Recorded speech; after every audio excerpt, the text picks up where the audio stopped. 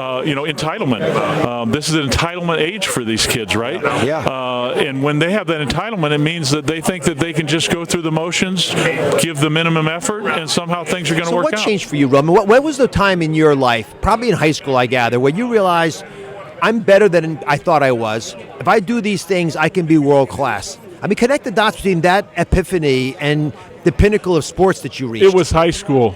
It was my sophomore year in high school. I got my first starting opportunity at the high school level. But see, I had watched my father, from the time I was a kid, show me what success looked like, show me what daily dedication was, show me passion and desire. And there were three things he told me. Number one, you don't do anything unless you do it 100% or don't do it at all. Yeah. Two, there's no such thing as quitting and there's no excuses. Excuses aren't going to work.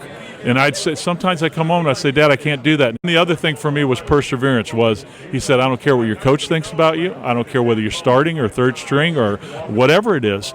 Prepare every day like you're going to play. That opportunity is going to come one time. I don't know how and when, but when it does, you're going to step in and take it by the throat, and you're not going to give it back, and you're going to prove to that person they made a mistake that you're not playing. And that at every level, Dr. Oz, of my career, I got to the NFL because one time that happened at every level, and I took it again. I love that insight because when we hear those stories, we often just look past them. Tom Brady. Was he supposed to be a superstar quarterback in the pros? I mean, he didn't start in college right till the senior year. And he wasn't supposed to even be at Michigan. Right. I mean, and you're just, Roman, like so many other wonderful players who no one actually saw them coming through the woodwork. Right. Until that one little sliver of opportunity presented itself and you guys showed up in your own lives. And too many people don't realize these opportunities are there. There was a great study done on people who are lucky. So what makes someone lucky and not lucky, right?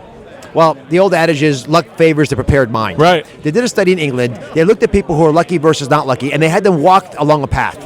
But what they didn't know was the experimenters dropped money on the path.